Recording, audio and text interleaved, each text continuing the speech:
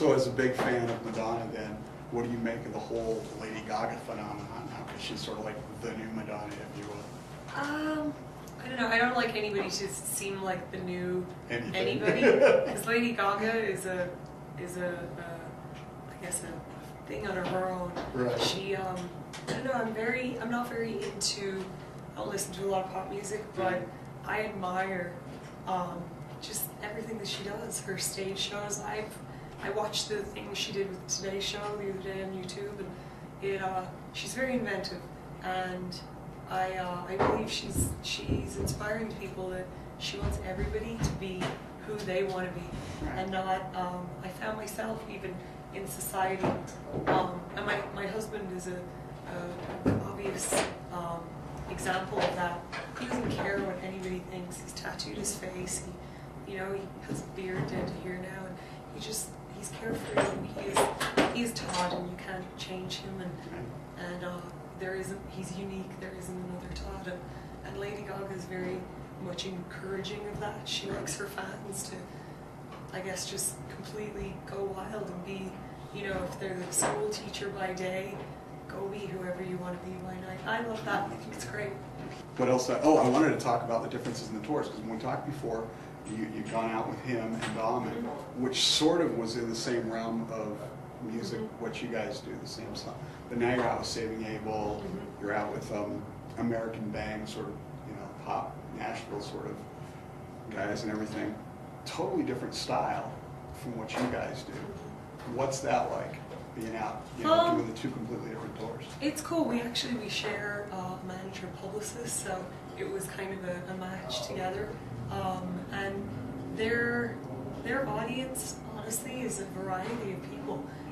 They have that pop radio audience, so we've, I wasn't sure, but first night we sold out of all our CDs, so it's pretty cool.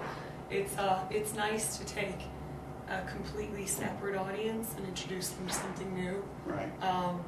But yeah, no, we've been getting a great response, and this back in America, I always like to see new people, definitely in the middle of America, because there's a great rock scene. But night by night, it's winning people over and finding new fans, and just kind of doing a good show every night. It's pretty cool. We'll go back to Tear the World Down for a minute. Which songs are coming across best live, aside from the single, obviously? Which do you see certain songs from the album that fans are really responding to live more so? I think obviously Tear the World Down, because it's that bells and whistles, big, and the choir kicks in, and the strings and everything. Don't Leave Me Behind is another favorite. Everybody always loves the ballads. Of course. And I've yet to have an audience that just didn't come up to us afterwards and be like, wow, this is a kind of music and that's the thing about our music. I feel that it appeals to so many people because yes, it's heavy in parts, but it's dramatic and it's theatrical, and the people that are more into a softer side or a more emotional, tender type of music, they can still find something in this record with the choirs and the orchestra and the lyrics, and each song, there's stories that you can start, you get really kind of into each song as to where are they going with this and what is the storyline. But I find each song in this record to be very interesting, and even to a listener that wouldn't necessarily be, after the hard rock kind of feel. This record goes to very emotional and soft places, and it is cool to watch an audience that we wouldn't necessarily play for, completely responding and coming to us afterwards and just enjoying every moment of the show. It's great. Well, I've sort of gotten that, because you guys could fit into the metal genre, which I cover with Metalholic, but also doing the radio station and everything. We play your music all the time, and we get fans who are metal fans. We get fans who are into like Keith Urban, country, stuff like that, who love There's the a music. wide variety. I think it's because all of us in this band come from so many different places musically that when we came together, we created something that was kind of a soup of all of our past adventures. And Marty brings this kind of, he's been in the more kind of 80s bands, and he brings this kind of flavor.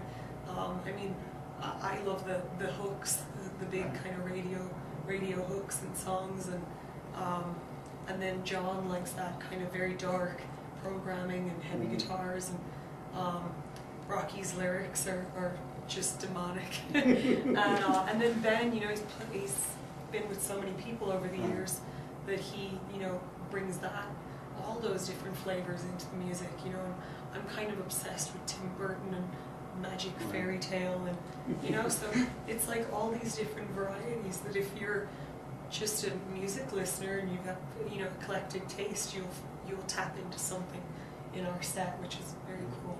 Well, one of the things that I really liked about the album is, and you don't find enough of this anymore, is the songs that will really stand the test. I mean, there's a lot of artists that put out songs, they're great now and everything, but are you going to really think that much about them 10, 15, 20 years? There's not many writers who write songs that are going to stand up.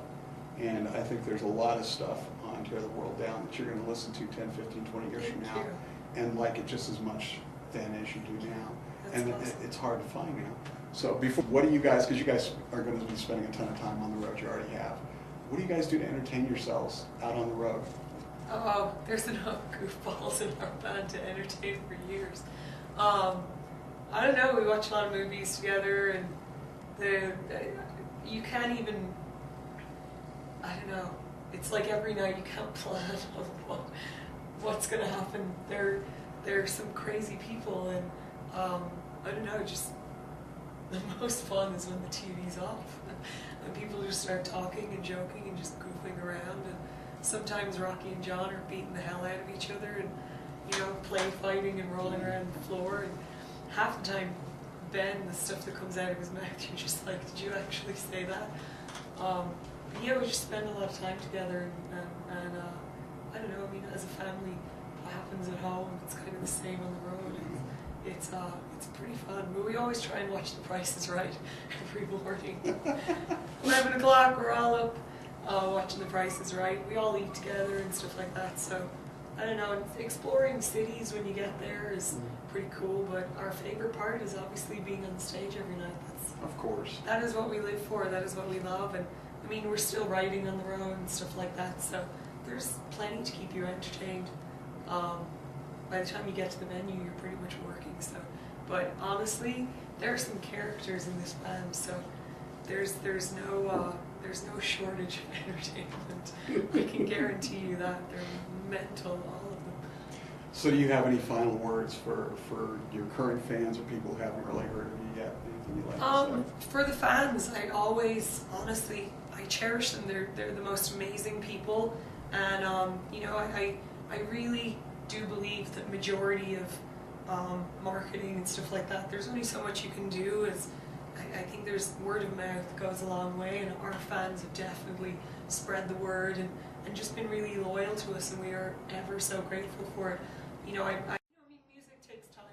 For me, it took like over a year to really kind of find my place, and but for you know, I mean, for the last, you know, year or two, these people have just been there for us and had our back, and we just, I mean, there's no words that can thank them enough, that can describe how grateful we are. We just hope that there's many more years together, and we get to meet all of them and, you know, experience a show with them, and, you know, I mean, because I believe that We Are the Fallen is not just us 5 members, it encompasses all of our fans as well.